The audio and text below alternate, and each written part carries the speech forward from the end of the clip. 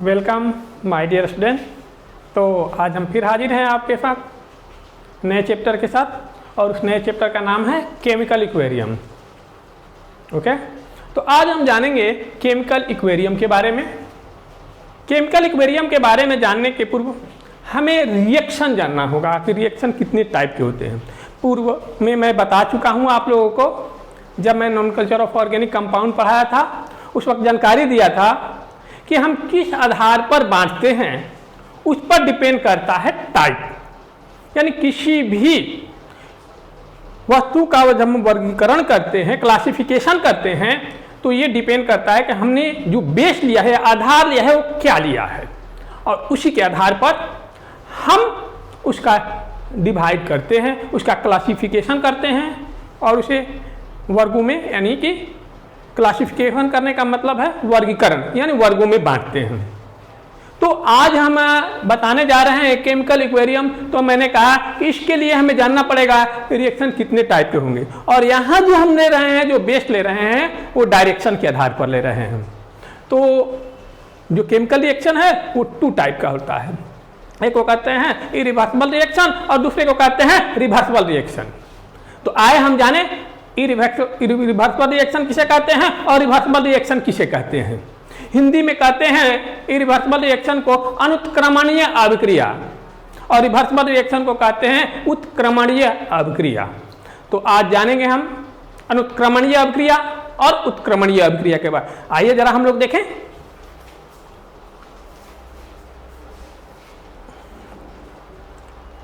देखिए यहाँ irreversible reaction, अर्थात हम इरिवर्सिबल रिएक्शन के बारे में जानकारी लेंगे और यहाँ पर डिटेल रूप से बताया गया है। तो हमने अभी आपको बताया क्या, डायरेक्शन के आधार पर केमिकल रिएक्शन को डिवाइड करते हैं।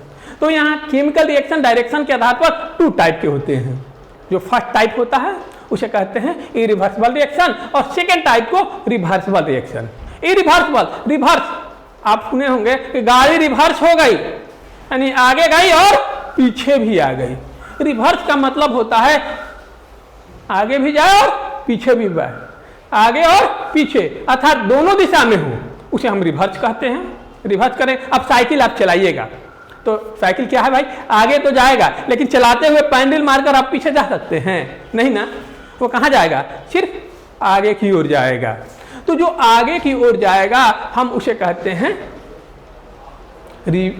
कौन करेंगे, रिवर्सिबल, नहीं ना, क्योंकि अभी अभी बताया कार को रिवर्स कर सकते हैं, अर्थात पीछे ला सकते हैं। अर्थात वैसी अभिक्रिया, वैसा रिएक्शन जो सिर्फ अग्र दिशा में, फॉरवर्ड दिशा में होती है, बैकवर्ड दिशा में नहीं होता, अर्थात पीछे की ओर नहीं होती है। अर्थात वैसी अभिक्रिया जो अग्र दिशा में संपन्न होती है, अर्थात अभिकारक आपस में रिएक्शन करके, रिएक्टेंट आपस में रिएक्शन करके प्रोडक्ट देते हैं, लेकिन प्रोडक्ट पुनः रिएक्टेंट में परिवर्तन न हो सके। तो ऐसे रिएक्शन को हम इरिवर्सिबल अर्थात अनुत्क्रमणीय अभिक्रिया कहते हैं। जैसे कि हम यहां पर बता चुके हैं, carbon plus oxygen, carbon dioxide. इस एग्जाम्पल को लेने का मुख्य कारण है कि आप लोग इसे आंखों से देखते हैं, कोयला देखे हैं, वो कार्बन के रूप होती है। अगर हम उसे जलाएंगे तो CO2 निकलेगा। CO2 पुनः रिवर्स होकर कार्बन और ऑक्सीजन में नहीं टूटता है। टूटता है नहीं, जब तक कि विशेष प्रोसेस न लगाया जाए। तो इसके यदि हम इसे बंद पात्र में, क्लोज विजल में ले ले और इस अभिक्रिया को कराएं, तो कार्बन और ऑक्सीजन के बीच रिएक्शन होने पर क्या बनता है, CO2 बनता है। अब छोड़ भी दीजिएगा तो CO2 पुनः बैक होकर कार्बन और ऑक्सीजन नहीं देता है। इस प्रकार हम देखते हैं कि इस रिएक्शन में जो डायरेक्शन है सिर्फ 1 डायरेक्शन है, आगे की ओर है, पीछे की ओर नहीं है। अर्थात रिएक्टेंट आपस में अभिक्रिया करके प्रोडक्ट देते हैं, लेकिन प्रोडक्ट पुनः रिएक्टेंट में कन्वर्ट नहीं हो पाते हैं। तो ऐसे रिएक्शन को हम कहते हैं इरिवर्सिबल रिएक्शन, और हिंदी में बोलते हैं अनुत्क्रमणीय अभिक्रिया। अब दूसरी जो टाइप है, हमने बताया कि 2 टाइप होता है, एक रिवर्सिबल होता है। तो रिवर्सिबल का मतलब तो आप लोग स्पष्ट समझ गए होंगे, फिर भी आपको हम बता रहे हैं। रिवर्सिबल रिएक्शन कहते हैं वैसा रिएक्शन जिसमें रिएक्टेंट आपस में रिएक्शन करके प्रोडक्ट देते हैं और प्रोडक्ट भी आपस में रिएक्शन करके पुनः रिएक्टेंट में कन्वर्ट हो सकते हैं। ऐसे रिएक्शन को हम लोग रिवर्स रिएक्शन कहेंगे, रिवर्सिबल रिएक्शन कहते हैं। क्लियर? जिसे हिंदी में कहते हैं उत्क्रमणीय अभिक्रिया, अर्थात वैसी अभिक्रिया जो दोनों दिशाओं में अर्थात दोनों डायरेक्शन में संपन्न होती है, फॉरवर्ड और बैकवर्ड। जब आगे की ओर जाएगा तब उसे फॉरवर्ड कहेंगे और जब पीछे की ओर जाएगा तो बैकवर्ड करेंगे। और ऐसे रिएक्शन को जो इंडिकेट किया जाता है हाफ आगे की ओर और हाफ पीछे की ओर। जो ये इंडिकेट है, ये बताता है कि ए और बी आपस में रिएक्शन करके सी और डी देते हैं और सी और डी भी आपस में रिएक्शन करके ए और बी देते हैं। तो इस प्रकार के रिएक्शन को हम लोग रिवर्सिबल रिएक्शन कहते हैं। इसमें दो चीजों की आप लोगों को खास करके जानकारी आपको प्राप्त हो रही है। एक क्या, इसमें 2 टाइप का रिएक्शन होता है, एक आगे की ओर, एक पीछे की ओर, जिसे अंग्रेजी में हम कहते हैं फॉरवर्ड रिएक्शन। आगे की ओर जब होगी अर्थात ए और बी जब रिएक्शन करेगा और प्रोडक्ट देगा सी और डी, तो हम इसे कहते हैं फॉरवर्ड, मतलब आगे की ओर, फॉरवर्ड रिएक्शन। और जब यही सी और डी आपस में रिएक्शन करके ए और बी जब दे देगा तब हम कहते हैं इसे बैकवर्ड रिएक्शन। ये क्लियर हुआ? फॉरवर्ड रिएक्शन और बैकवर्ड रिएक्शन। रिवर्सिबल रिएक्शन की एक खासियत है कि फॉरवर्ड रिएक्शन और बैकवर्ड रिएक्शन लगभग साथ साथ होती है। कोई फास्ट होता है, कोई स्लो होता है। लेकिन अगर बंद पात्र में ले लीजिएगा, क्लोज विजल में लीजिएगा, तो ये रिएक्शन दोनों साथ साथ होती है। इसीलिए इसको हम रिवर्सिबल रिएक्शन कहते हैं। किसी का फास्ट होता है, किसी का स्लो। क्यों फास्ट होता है कौन और कौन स्लो होता है, इसकी जानकारी हम आगे देंगे आपको। तो ये आपको समझ में आई कि इसमें 2 टाइप के रिएक्शन होते हैं। रिवर्सिबल रिएक्शन में 2 टाइप के रिएक्शन होते हैं, एक फॉरवर्ड रिएक्शन और दूसरा बैकवर्ड रिएक्शन।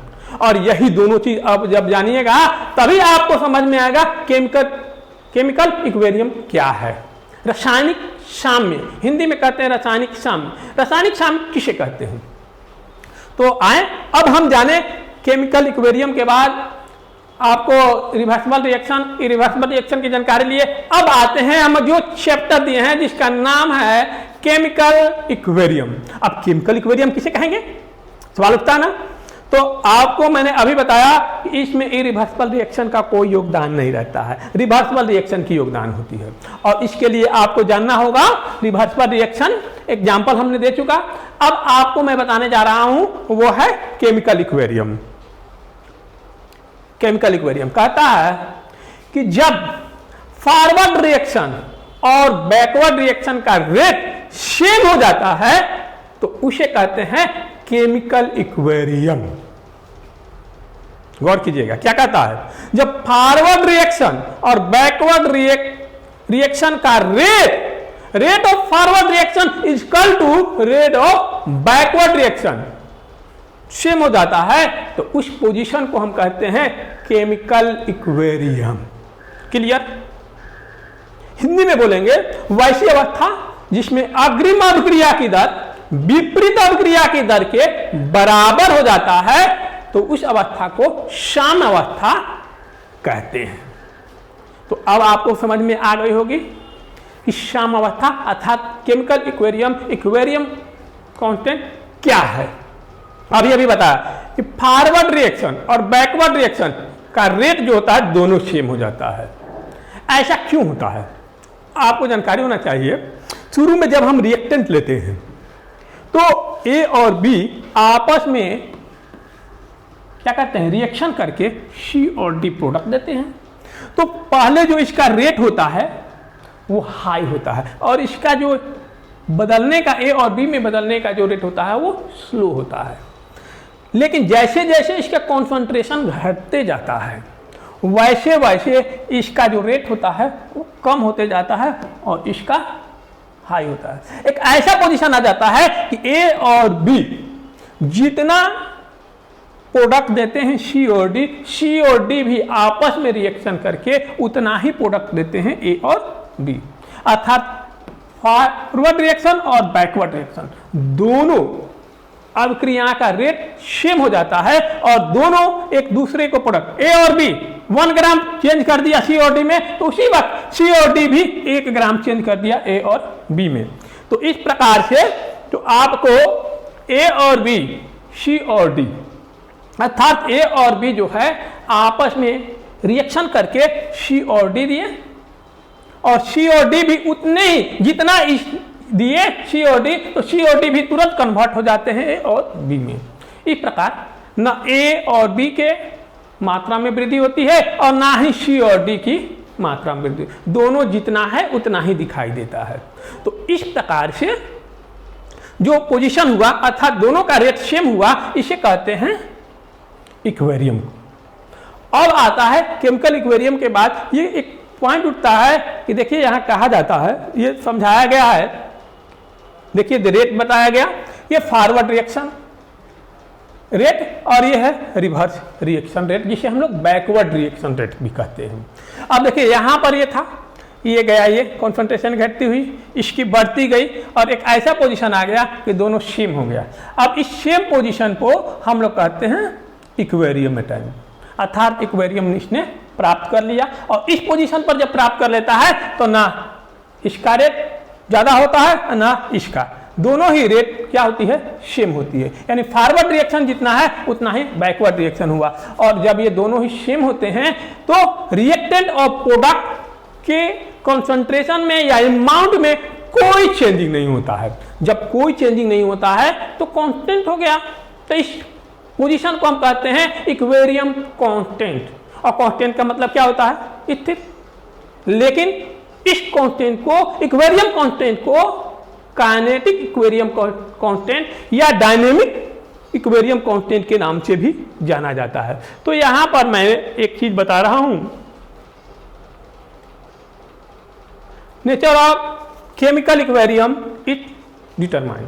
तो डायनेमिक का अर्थ होता है चालू, यानी कि चलते हालत में। काइनेटिक का मतलब क्या होता है, गतिशील। यहां यह भी कह रहा हूं कि इक्वेरियम कांस्टेंट साम स्थिरांक स्थिर है, इधर ये भी कह रहा हूं काइनेटिक इक्वेरियम कांस्टेंट, दोनों बात मैं ही बोल रहा हूं। इधर कह रहा हूं कि स्थिर है, इधर मैं कहता हूं गतिशील है। तो भाई ऐसा कैसे दोनों संभव है, जब गति में होगा तो स्थिर नहीं होगा और जब स्थिर होगा तो गति में नहीं होगा। लेकिन वास्तव में हमारा ये कहना 100% सही है कि काइनेटिक इक्वेरियम कांस्टेंट ही कहेंगे। क्यों कहेंगे, आप सांड देखे हैं, दो अगर सांड हो तो सांड देखते हैं ना आपस में कैसे लड़ते हैं, सींग द्वारा एक दूसरे को सर टकराते हैं, एक दूसरे को पीछे ढकेलते हैं, इधर भी ढकेलते हैं और इधर भी ढकेलते हैं। ये वाला जाएगा इसको इधर ढकेलने की कोशिश करता है, ये वाला जाएगा इसको इधर ढकेलने की कोशिश करता है। जब ये एक दूसरे को ढकेलेंगे, ताकत लगाते हैं, यदि दोनों की ताकत सेम है, यानी कि दोनों की पावर जो है सेम है, तब ये दोनों लगाएंगे एक दूसरे को। तो ये ना इसको पीछे हटा सकता है ना ये इसको पीछे हटा सकता है, लेकिन दोनों ताकत लगाते हैं। आपको देखने में क्या लगता है, स्थिर लगता है। जब स्थिर लगेगा तो हम उसे कांस्टेंट कहेंगे। लेकिन ये दोनों लड़ रहा है, ताकत लगा रहा है, गतिशील है, इसलिए हम इसको काइनेटिक वर्ड जोड़ देते हैं पहले। उसी तरह से इक्वेरियम जो कांस्टेंट है उसके पहले काइनेटिक जोड़ने का अर्थ ये है कि रिएक्शन होता है, रिएक्टेंट आपस में रिएक्शन करके प्रोडक्ट देते हैं और प्रोडक्ट भी आपस में रिएक्शन करके रिएक्टेंट देते हैं। अर्थात दोनों की मात्रा जो होती है एक दूसरे में परिवर्तित होती है, लेकिन मान में, उनके अमाउंट में परिवर्तन नहीं होता। जब अमाउंट में परिवर्तन नहीं होता तो कांस्टेंट कहेंगे। और अब क्रिया जो होती है, रिएक्शन होती रहती है, रिएक्टेंट प्रोडक्ट में, प्रोडक्ट रिएक्टेंट में बदलते रहता है, तो अब क्रिया तो चलती रहती है, इसलिए इसे हम कहते हैं काइनेटिक, यानी चलना, गतिशील, काइनेटिक इक्वेरियम कांस्टेंट। तो मुझे समझ में आ रहा है कि आप लोग को अब समझ में आ गया होगा कि इक्वेरियम किसे कहते हैं, अर्थात वैसी अवस्था जिसमें अग्रिम अभिक्रिया की दर विपरीत अभिक्रिया की दर की बराबर होती है, उसे कहते हैं रासायनिक साम्यावस्था। और इसे गतिशील साम्यावस्था क्यों कहते हैं, मैंने आपको समझाया। अब आता है लॉ ऑफ मास एक्शन। इसमें जो पढ़ना है हम लोग को मुख्य रूप से लॉ ऑफ मास एक्शन। तो लॉ ऑफ मास एक्शन में हम लोग चलेंगे।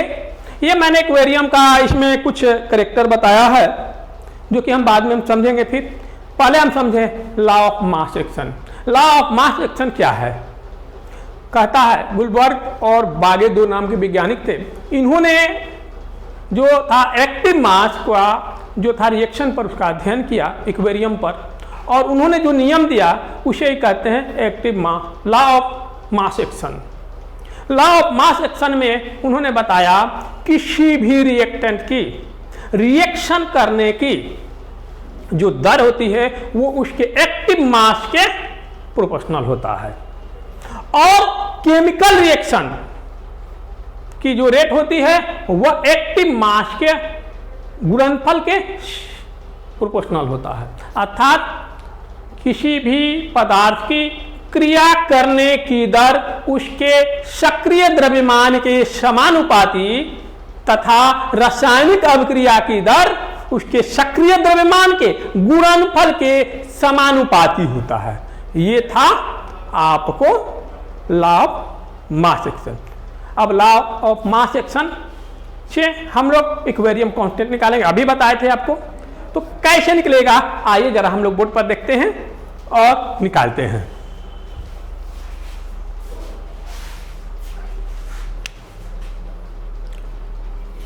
चलिए, तो दो चीज होती हैं। हमने बताया कॉन्सेंट्रेशन। कॉन्सेंट्रेशन का मतलब होता है मोल पर लीटर, अर्थात 1 लीटर में उपस्थित किसी भी पदार्थ के मोलों की संख्या को उसका सक्रिय द्रव्यमान या एक्टिव मास के नाम से जाना जाता है।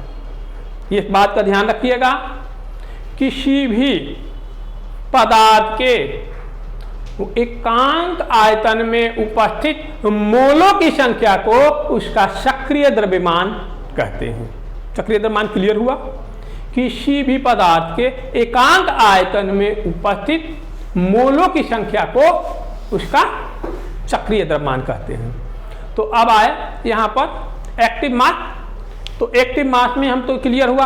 अब हमने अभी अभी आपको बताया कि लॉ ऑफ मास एक्शन किसे कहते हैं। मैंने बताया कि किसी भी पदार्थ की क्रिया करने की दर उसके सक्रिय द्रव्यमान यानी एक्टिव मास के प्रोपोर्शनल होता है, और केमिकल रिएक्शन का जो रेट होता है उसके एक्टिव मास के गुणनफल के समानुपाती होता है। अर्थात किसी भी पदार्थ की क्रिया करने की दर उसके सक्रिय द्रव्यमान के समानुपाती तथा रासायनिक अभिक्रिया की दर उसके सक्रिय द्रव्यमान के गुणनफल के समानुपाती होता है। इसी नियम को हम लॉ ऑफ मास एक्शन कहते हैं। तो हम एक रिएक्शन लेते हैं, ए और प्लस बी। ए और बी हैं, इन्होंने रिएक्शन किया, रिवर्सिबल रिएक्शन, सी और डी दिया। तो ऑटोमेटिक रिवर्सिबल रिएक्शन है, तो सी और डी भी रिएक्शन करके ए और बी देगा। अब हम लेते हैं कि इसका ए का जो है, ध्यान रखिएगा, एक्टिव मास को ब्रैकेट द्वारा इंडिकेट किया जाता है। अब ए का एक्टिव मास होगा तो ए कर देंगे, बी का एक्टिव मास होगा तो इसे हम बी कर देंगे ब्रैकेट में, सी का एक्टिव मास को हम लोग सी ब्रैकेट में कर देंगे, और डी के एक्टिव मास को डी ब्रैकेट में डी कर देंगे। इतना क्लियर हो गया। अभी अभी हमने बताया लॉ ऑफ मास एक्शन में किसी पदार्थ की क्रिया करने की दर उसके सक्रिय द्रव्यमान के समानुपाती होता है। अर्थात A proportional to concentration of A, ठीक है, B proportional to concentration of B, और C proportional to concentration of C हुआ। इसी प्रकार से D proportional to concentration of D हुआ। ये हुआ उसके। अब आता है रेट ऑफ रिएक्शन। अब यहां पर दो चीज है, फॉरवर्ड रिएक्शन और बैकवर्ड रिएक्शन। तो रेट ऑफ फॉरवर्ड रिएक्शन हम चलेंगे।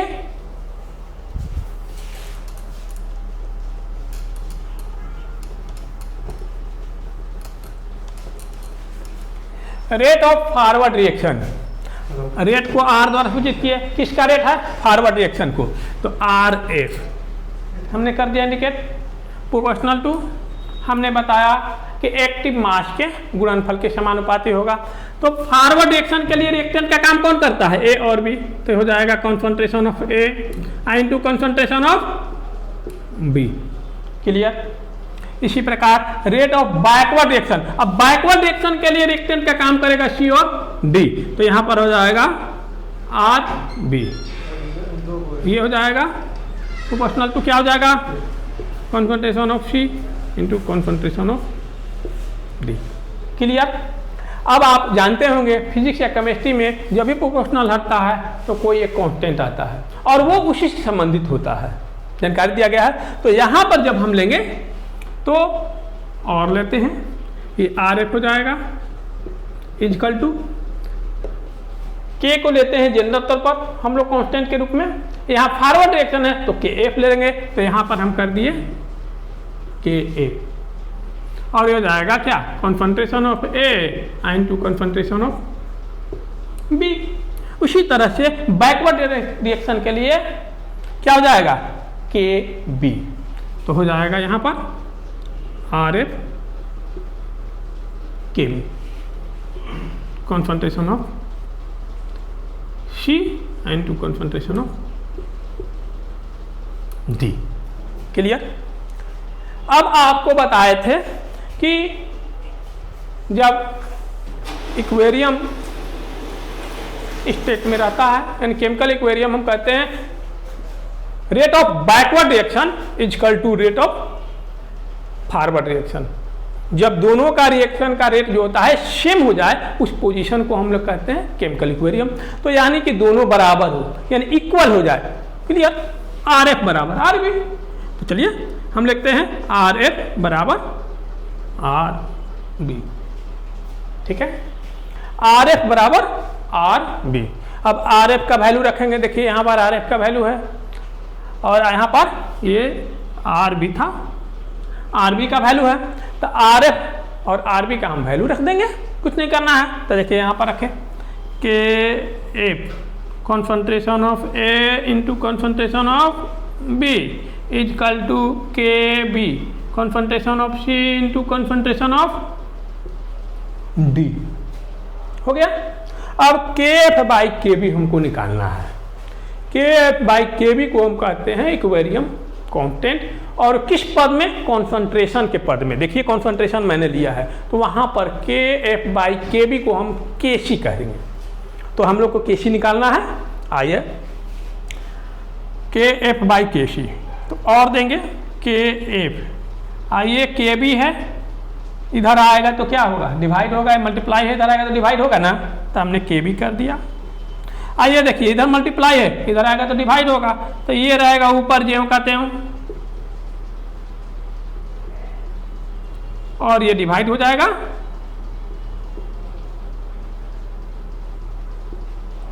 अभी बताए के एफ बाई के बी को हम लोग क्या कहते हैं, इक्वेरियम कांस्टेंट, और ये किस पद में है, कॉन्सेंट्रेशन के पद में, इसलिए इस चीज को हम बोलते हैं K C. C means concentration, K means equilibrium constant, तो के सी इक्वल टू क्या हो जाएगा, concentration of C into concentration of D by concentration of A into concentration of B. तो ये हुआ के सी। तो इस प्रकार हमने जाना के सी कैसे निकाला जाता है। क्लियर हुआ। लेकिन अगर मान लीजिए हमने 1 मोल लिया है तब ये स्थिति हुई, लेकिन यदि अलग अलग मोल हो, आप A B C D E F G H I J Z तक में कोई भी अक्षर ले सकते हैं इसके बगल में रखने के लिए स्मॉल के रूप में। तो हम यहाँ पर ले रहे हैं M1, यहाँ पर ले रहे हैं M2, यहाँ पर N1 और यहाँ पर N2। जब ये ले लेंगे तो इसका जो वैल्यू हो जाएगा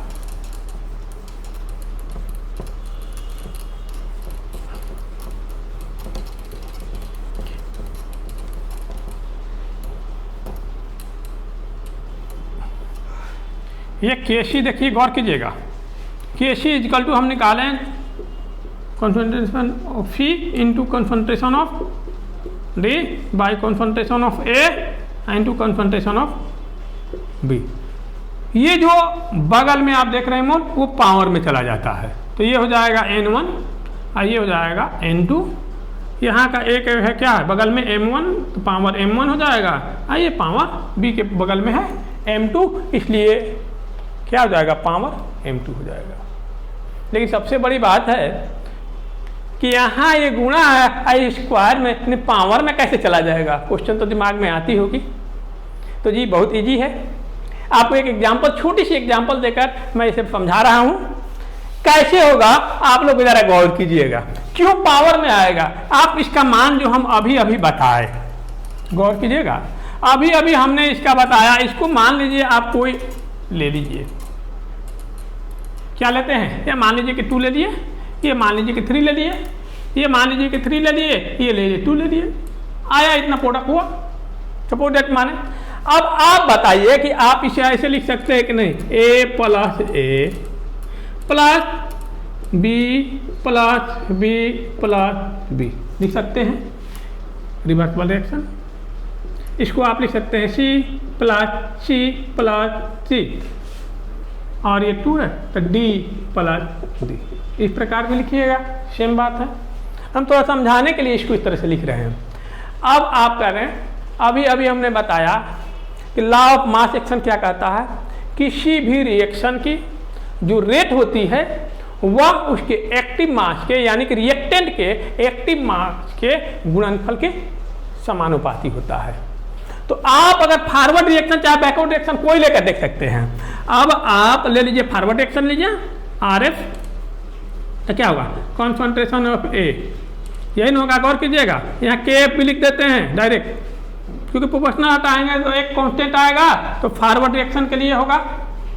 तो एक कॉन्सेंट्रेशन ऑफ A, ये भी क्या कॉन्सेंट्रेशन ऑफ A लिखेंगे ना, concentration of B, concentration of B, concentration of B दीजिएगा, मल्टीप्लाई कीजिएगा। अब मल्टीप्लाई कीजिएगा तो क्या हो जाएगा, KF, ये क्या हो जाएगा, कॉन्सेंट्रेशन ऑफ A स्क्वायर, ये क्या हो जाएगा, कॉन्सेंट्रेशन ऑफ B का 1 2 3 पावर 3 हो जाएगा। जस्ट लाइक देखिए आप, जो भी बगल में वो पावर में आ गया कि नहीं आ गया, आ गया। इस तरह से आपको क्लियर हो गया कि लॉ ऑफ मास एक्शन के अनुसार ये जब हम लेते हैं Kc, तो Kc का जो वैल्यू हो जाता है वो होता है कॉन्सेंट्रेशन ऑफ C। अगर हम यहाँ पर लेते हैं M1, ये M2, N1, N2, तो ये होता है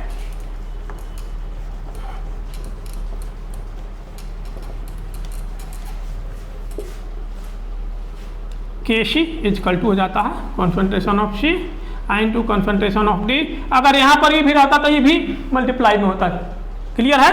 और जो बगल में है वो क्या होता है, जो पावर में चला जाता है, तो N1 N2, ठीक है। अब A कॉन्सेंट्रेशन ऑफ A, अब कॉन्सेंट्रेशन ऑफ A के पावर क्या हो जाएगा, M1 into concentration of B के पावर M2। अब आप यहाँ पर चाहेंगे IJKL कुछ भी ले सकते हैं, IJKL, जो कि आपको मैं दिखाऊंगा कि इसमें लिया है IJKL, लेकिन जस्ट लाइक यही है। तो इस तरह से आप लोगों ने देखा कि Kc हुआ, लेकिन आप गौर कीजिएगा, हमने ये दिया कॉन्सेंट्रेशन के पद में, लेकिन अगर रिएक्शन गैसीय स्टेट में हो तब उस पर क्या प्रभाव पड़ता है, गैस पर सबसे ज़्यादा टेम्परेचर एंड प्रेशर का। तो टेम्परेचर तो हम लोग कांस्टेंट रखते हैं, लेकिन प्रेशर का उस पर ज़्यादा प्रभाव पड़ता है।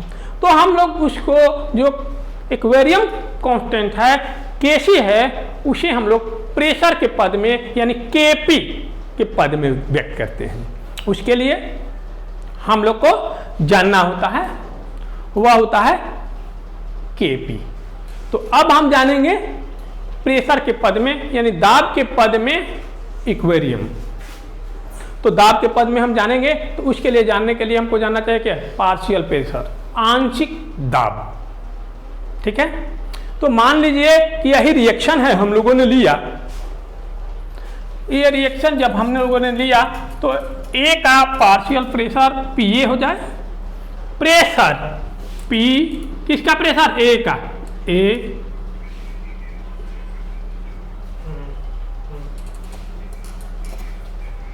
पार्शियल प्रेशर हम लोग ले रहे हैं, तो इसका लेंगे तो P, और A है तो A, ये B का P, B हो जाएगा, और इसका लेंगे C का लेंगे तो P का ये हो जाएगा C, और D का डी। हमारे कहने का अर्थ इतना है कि ए का अगर पार्शियल प्रेशर लें तो पी ए लिखेंगे, पी हो जाएगा मतलब प्रेशर, किसका प्रेशर भाई, तो ए का, तो ए का आंशिक दाब यहां हो जाएगा, बी का आंशिक दाब यहां हो जाएगा, सी का आंशिक दाब, ये डी का आंशिक दाब। तो इस तरह से हम लोग इसको प्रेशर के पद में लेंगे और जस्ट लाइक अगर हम फिर वर्णन करेंगे तो उसी तरह से वर्णन करेंगे और यहां हम निकाल लेंगे कि पी की जगह पर कॉन्सेंट्रेशन था तो सी लिखते थे और प्रेशर था तो हम लिख दिए पी, और जब पी लिख देंगे तो अभी आपको बताए थे डी होता है सी इंटू डी बटे में ए इंटू बी, यही होता है ना। तो हम सी चलेंगे तो सी के लिए क्या है, पी सी के पावर क्या हो जाएगा N1, ठीक वही, वो बदलेगा नहीं, इंटू पी डी के पावर N2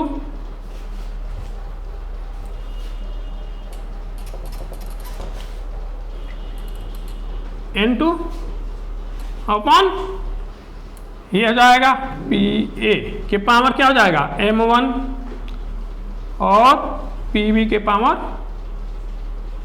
M2।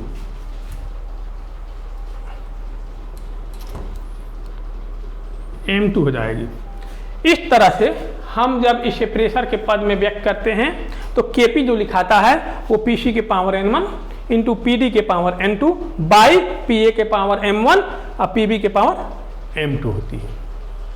ये तो आप लोगों ने जाना Kp और Kc दोनों जाना कॉन्सेंट्रेशन के पद में और प्रेशर के पद में, और इन दोनों के बीच में अब क्या रिलेशन होता है हम जानेंगे, relation between Kp and Kc, relation between Kp and Kc। तो चलिए हम लोग नेक्स्ट जो टॉपिक जानेंगे वो Kp और Kc के बीच रिलेशन जानेंगे। तो Kp और Kc के बीच रिलेशन जानने के लिए आपको आइडियल गैस इक्वेशन जानना होगा, जिसे हिंदी में कहते हैं आदर्श गैस समीकरण। और आदर्श गैस समीकरण 1 मोल के लिए n मोल के लिए निकाला गया है, बताया गया है, आप लोगों ने पढ़ा होगा PV इक्वल टू nRT, ठीक है, PV इक्वल टू nRT। और यहाँ पर हमको निकालना है प्रेशर, क्योंकि हमको रिलेशन निकालना है तो हमको निकालेंगे P इक्वल टू n बटे में V R T, clear, P equal to n बटे में V R T, और n बटे में भी अभी अभी कुछ देर पहले मैंने समझाया था, इसको कहते हैं कॉन्सेंट्रेशन, समझाया था। तो हमारा टॉपिक जो होता है वो होता है relation between Kp and Kc, relation between Kp and Kc, हमारा टॉपिक यही है। तो हम इसके लिए जानेंगे पहले यही PV इक्वल टू nRT बटे में यहाँ हो जाएगा और P बराबर n बटे में भी RT, और n बटे में भी को आप जानते हैं कॉन्सेंट्रेशन कहते हैं, कॉन्सेंट्रेशन को C द्वारा सूचित किया जाता है, तो और हो जाएगा P इक्वल टू CRT, और इस C को आप जानते हैं इस ब्रैकेट द्वारा सूचित किया जाता है, ज्ञान गौर कीजिएगा, इस ब्रैकेट से ही हम लोग क्या कर कॉन्सेंट्रेशन को सूचित करते हैं, इंडिकेट करते हैं। तो यहाँ C का अर्थ ये कॉन्सेंट्रेशन है, क्लियर। अब यहाँ पर हम गौर करेंगे, अब आइए, क्योंकि Kp बराबर क्या होता है Pc के पावर n1 Pd के पावर n2 Pa के पावर m1 Pb के पावर m2। अभी अभी कुछ देर पहले हमने निकाल कर दिखाया है आपको, तो हम इसमें इसको वैल्यू को पुट करेंगे, रखेंगे, कैसे रखते हैं जरा गौर कीजिए, और Kp इस P का वैल्यू रख रहे हैं, गौर कीजिएगा, इस P का मान होगा ये CRT, C का मतलब कॉन्सेंट्रेशन, तो हम रख दिए, यहाँ क्या है पहले से C है, आप कॉन्सेंट्रेशन घेर दिए, देखिए इस C का अर्थ होता है कॉन्सेंट्रेशन, इसलिए कॉन्सेंट्रेशन घेर दिए, और बगल में क्या है RT, तो हमने कर दिया यहाँ RT।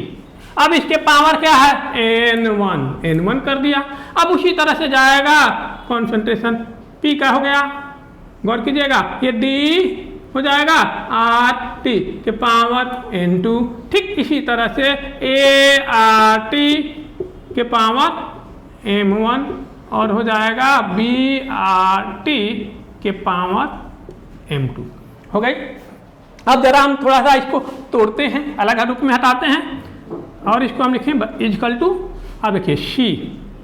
अब आप जानते हैं कि अगर तोड़ेंगे तो ये हो जाएगा पावर n1 और आर टी के पावर भी क्या होगा n1। इस तरह से इसको भी तोड़ेंगे तो क्या होगा d के पावर n2 और rt के पावर n2।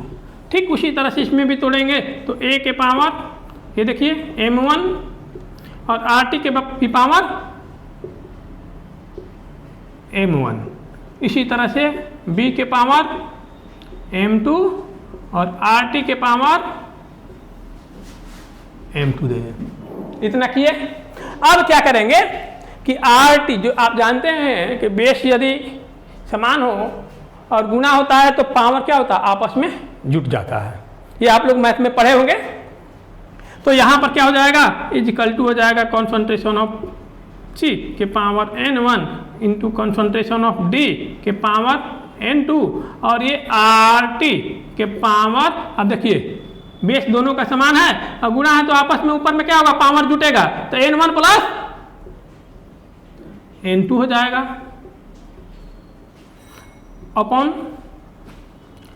A के पावर m1 और B के पावर m2 और RT के पावर हो जाएगा m1 प्लस m2 हो जाएगा। अब इतनी हो गई। अब आते हैं आगे ऊपर।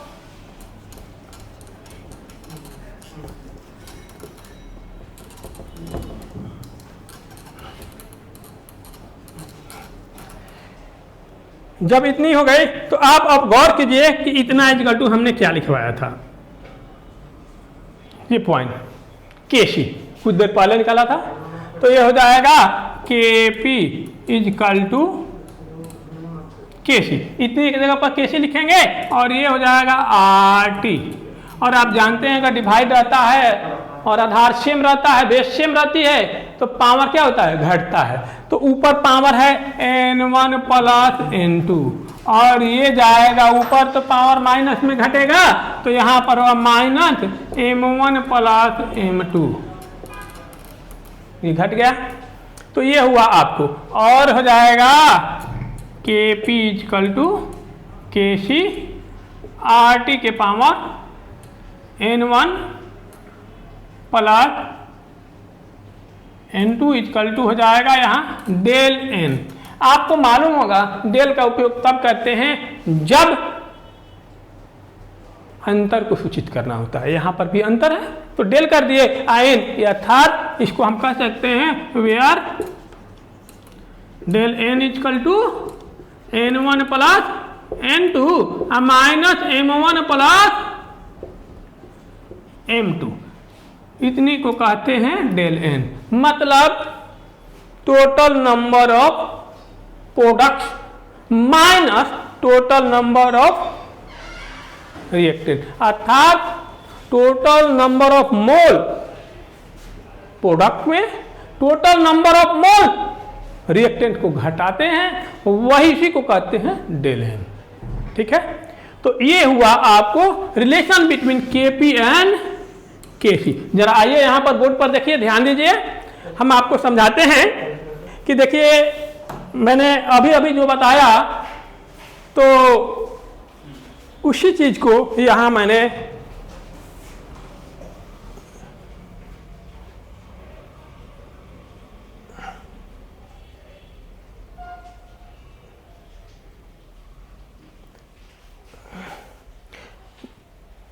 देखिए Kc हमने अभी अभी जो कुछ देर पहले बताया था Kc is equal to C into D upon A into B. ये दोनों चीज मैंने आपको अभी भी कुछ देर पहले बताया था, वही सेम टू सेम दिया। तो वहां पर मैंने Kf बाई के बी लिया था, यहाँ के एफ के जगह पर K1 है और के बी के जगह पर K2 है, यानी K1 बाई K2 यानी K F by K B equal to क्या है concentration of C into concentration of D upon concentration of A into concentration of B. इसी को कहते हैं केसी। अब हम जब इसको बताए आपको तो केसी में अब हम लेंगे ए बी सी डी। तो अभी अभी आपको कुछ देर पहले हमने समझाया था कि जो बगल में रहेगा वो पावर में हो जाएगा। देखिए सी के बगल में सी है तो पावर में सी चला गया, डी के बगल में पावर डी था डी चला गया, ए के बगल में ए था ए चला गया, बी चला गया, इस तरह से ये गया। अब अभी अभी कुछ देर पहले हमने जो आपको समझाया था रिलेशन बिटवीन केपी एंड केसी, वही सेम टू सेम पोजीशन आ रही है। केपी के लिए मैंने दिया, देखिए इस रिएक्शन के लिए एल एम वाई जेड, ये गैसियस स्टेट में है और जब ये गैसियस स्टेट में है तो इसी तरह से हो जाएगा। इसके लिए हमने प्रेशर के लिए पी इंडिकेट करेंगे, नीचे लिखेंगे एल, देखिए पी एल आया हो जाएगा, पी एम हो जाएगा, देखिए पी एम किया गया है। कहने का मतलब है कि हम लोग जब भी इंडिकेट करते हैं तो पी लिख देते हैं और जो रिएक्टेंट या प्रोडक्ट होते हैं उसको नीचे लिख देते हैं। तो देखिए सेम टू सेम हो गया। अब एग्जाम्पल दिया गया है, अभी अभी जो चीज मैंने समझाया इसने जो लिया जस्ट लाइक उसी तरह से है, के पी इजकल टू के सी आर टी की पावर डेल एन। मैंने जो चीज समझाया वो चीज यहां पर दिया हुआ। अब जरा इस पर एक न्यूमेरिकल पर जरा गौर किया जाए, देखिए इस पर न्यूमेरिकल एक दिया गया है। At 500 degree C the reaction between N2 and H2 to form ammonia had Kc equal to 6 into 10 के power minus 2. What is the numerical value of Kp for the reaction? यानी Kc दिया है और Kp आपको निकालना है। अभी अभी हमें फॉर्मूला बताया था क्या, Kp इक्वल टू Kc और क्या बताया था RT के पावर डेल एन। यस वही लगाएंगे और कुछ करना ही नहीं है। अब आप जानते हैं कि R जो होता है गैस कांस्टेंट होता है और उसकी वैल्यू जानते ही हैं 0.0821 होता है, वही मान रखेंगे। देखिए Kp वही चीज बोला है, Kp equal to Kc RT के पावर डेल एन किया है और यहां पर हमने रिएक्शन लिख दिया, क्योंकि बिना रिएक्शन लिखे आपको number total number of mole product minus total number of mole reactant घटा नहीं सकते, इसलिए रिएक्शन लिखना जरूरी है। तो रिएक्शन हमने लिखा बैलेंस रिएक्शन, ध्यान रखिएगा बैलेंस रिएक्शन लिखना है तो N2 प्लस H2 NH3 ये बैलेंस रिएक्शन है। अब आप देखिए रिएक्टेंट का मोल कितना है, N2 के बगल में कुछ नहीं तो 1, H2 के बगल में 3, तो 3 और 1 कितना हुआ 4 और इसके बगल में कितना है 2। तो अब देखिए अब दिमाग बैठा लीजिएगा, नंबर ऑफ मोल प्रोडक्ट में नंबर ऑफ मोल रिएक्टेंट घटाना है, तो यहां पर नंबर ऑफ प्रोडक्ट मोल कितना है 2, तो 2 में कितना घटाएंगे 3 और 1 4, तो देखिए ये क्या 2 माइनस 4 इसका क्या होगा पावर ये हो जाएगा -2। और देखिए केसी का जो वैल्यू लिखा है वो लिख दिया। टेम्परेचर आप केल्विन में बदलना जानते हैं, सेंटीग्रेड में दिया रहा है तो क्या कहते हैं 273 ऐड कर देते हैं, 273 ऐड कर देते हैं, 273 ऐड कर देते हैं, जितना दिया रहा है उसमें 273 ऐड कर देते हैं, वही किया। ये 500 डिग्री सी दिया था, उसको केल्विन में बदला जाता है। जब भी मैथ बनाया जाएगा दिमाग बैठा लीजिएगा केल्विन में बदलना होगा टेम्परेचर को। तो 500 प्लस 273 किया तो 773 केल्विन आया। अब आर का वैल्यू मैंने बताया था कि आर का वैल्यू होता है 0.0821, जानकारी दिया था कुछ देर पहले ही, तो वही आर का वैल्यू लिख दिया। अब आपको कुछ नहीं करना है, आपको जो केपी दिया हुआ है क्या चीज केसी आरटी के पावर डेल एन, तो केसी देखो केसी के मान यहां देखो कहां केसी देखो 6 × 10 के पावर -2, तो 6 × 10 के पावर -2 कर दिया। आर का देखिए वैल्यू इतना है, आर का मैंने रख दिया। टी आर टी हो गया, टी का वैल्यू देखो कहां दिया निकाले हैं यहां पर, ये रख दिया। अब इस दोनों को हमने ब्रैकेट में रख दिया और रखने के बाद जो डेल एन निकाले आप लोग को मैंने डेल एन निकालने के लिए बताया था total mole number of product में से total number of mole reactant को घटाएंगे, घटाकर -2, तो -2 आएगा तो -2 लिखेंगे, प्लस आएगा तो प्लस लिखेंगे, -2 लिखेंगे। अब इसको आप सॉल्व कीजिएगा तो 1.5 इंटू 10⁻⁵ वैल्यू आ जाएगा। इस तरह से यदि Kc दिया रहता है तो Kp आसानी से निकाला जा सकता है। अब ये ऐसे न्यूमेरिकल के लिए एक अलग से हम वीडियो आप लोगों को डालेंगे जिसमें क्लियर होगा, न्यूमेरिकल ही केवल रहेगा, उसमें कोई खास दूसरी चीज़ नहीं रहेगा, केवल केमिकल इक्वेरियम से संबंधित न्यूमेरिकल रहेगी। आज इस चैप्टर को हम समाप्त कर देते हैं, न्यूमेरिकल को यहाँ ड्रॉप करते हैं क्योंकि न्यूमेरिकल का समय लेंगे तो काफ़ी अधिक समय लगेगा। इसके लिए हम अलग से एक वीडियो आपको डालेंगे जिसमें इसमें केवल Kc और Kp से संबंधित आपको न्यूमेरिकल रहेगा। तो थोड़ी सी इसमें जो लास्ट पॉइंट है ली चिटेरियल प्रिंसिपल, जिसे हिंदी में ला चितेलिय सिद्धांत कहते हैं, उसको जान ले। देखिए यहाँ पर मैंने लिखा है, कहता है यदि किसी रिएक्शन के इक्वेरियम को इफेक्ट डालने वाले फैक्ट को चेंज कर दिया जाए तो रिएक्शन उस डायरेक्शन में होगा जिधर जाने से इसका इफेक्ट जो हो खत्म हो जाए।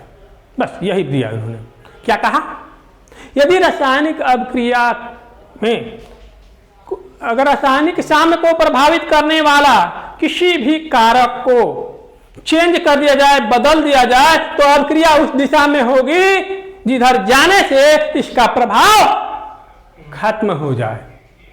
यही ला चितेलिय का सिद्धांत है और इस पर एग्जाम्पल द्वारा हम आसानी से समझ सकते हैं कि क्या होगा, कैसे होगा। देखिए यहां पर एग्जाम्पल दिया गया है, N2 और H2 रिएक्शन करके NH3 देते हैं और 92.4 किलो जूल प्रति मोल ऊर्जा होते हैं वो इमिट करते हैं, निकालते हैं।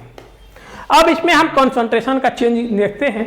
यदि हम इसके N2 और H2 का कॉन्सेंट्रेशन बढ़ा दें तो क्या बोले, रिएक्शन उस डायरेक्शन में होगा जिधर जाने से इसका जो प्रभाव है, जिसने वृद्धि किया या कमी किया, वो प्रभाव खत्म हो जाए।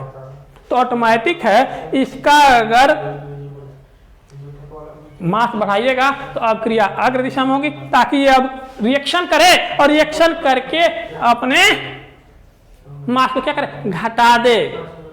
तो अब क्रिया किस दिशा में होगी? फॉरवर्ड, यानी फॉरवर्ड रिएक्शन होगी। फॉरवर्ड रिएक्शन में जाने से ही ये घटेगा और ये बढ़ेगा। इसलिए यदि आप रिएक्टेंट का या प्रोडक्ट दोनों में से किसी का भी कंसंट्रेशन बढ़ाइएगा तो अभिक्रिया, जिसका कंसंट्रेशन बढ़ाइएगा वो अभिक्रिया करेगा और आगे होगा। यदि इसका बढ़ाइएगा कंसंट्रेशन तो अभिक्रिया ये करेगा और प्रोडक्ट देगा ये। अगर इसका कीजिएगा कंसंट्रेशन बढ़ाइएगा, प्रोडक्ट ये देगा। इसके बाद तीन ही चीज इफेक्ट डालता है, पहला कंसंट्रेशन, दूसरा टेम्परेचर और तीसरा प्रेशर। तो आपने कंसंट्रेशन समझा, अब आता है टेम्परेचर। तो टेम्परेचर को पकड़ने के लिए आपको यह जानना होगा कि रिएक्शन क्या है, एक्सोथर्मिक है कि इंडोथर्मिक है। एक्सोथर्मिक और इंडोथर्मिक, एक्सोथर्मिक में इमिट होता है और इंडोथर्मिक में ऑब्जर्व होता है। तो यहां पर देखिए एक्सोथर्मिक है, इमिट हो रहा है। अब क्रिया आप अगर फॉरवर्ड दिशा में कराइएगा तो क्या होगा, एनर्जी निकलेगा। लेकिन यदि बैकवर्ड दिशा में कराइएगा तो उल्टा होगा, एनर्जी निकला है, एनर्जी ऑब्जर्व होगा।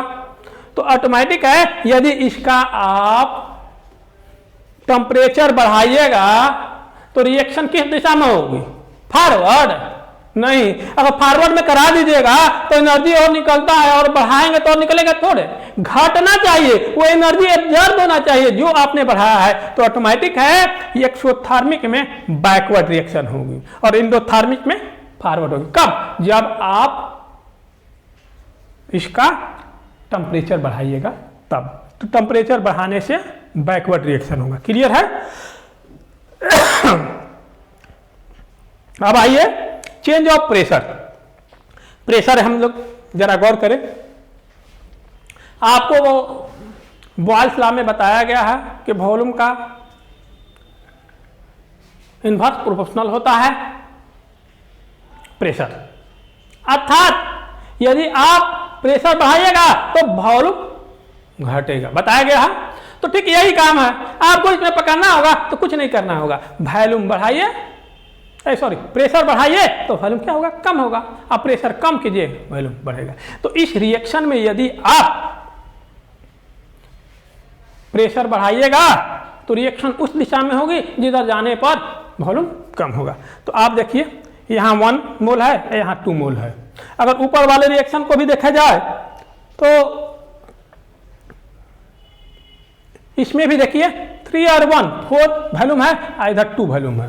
तो ऑटोमेटिक है, यदि आप प्रेशर बढ़ाइएगा तो N2 और H2 रिएक्शन करके NH3 देंगे, क्योंकि फॉरवर्ड रिएक्शन में ही वॉल्यूम क्या होता है, कम हो रहा है। तो क्लियर है, N2 और H2 रिएक्शन करके NH3 देंगे, कब, जब प्रेशर बढ़ाइएगा तब। तो इस प्रकार से मैंने आज आप लोगों को लास्टतलीय सिद्धांत भी समझाया। तो ये चैप्टर जो हुई इसी के साथ समाप्त होती है, और नेक्स्ट जब वीडियो हम लेकर आएंगे उसमें इससे संबंधित केसी और केपी से संबंधित जो न्यूमेरिकल पार्ट्स है उसे मैं आप लोगों को बताऊंगा और कुछ समझाऊंगा और कुछ दूंगा भी। तो इसी के साथ मैं अपने क्लास को एंड करता हूँ। उम्मीद है आप लोग इससे बहुत कुछ सीखें और नेक्स्ट वीडियो जरूर देखिएगा। हमारा गाइडेंस प्रोग्राम के तहत हमारे अनुभवी शिक्षकों से आप लोग लाभ लेते रहिए, घर बैठे पढ़ते रहिए। धन्यवाद।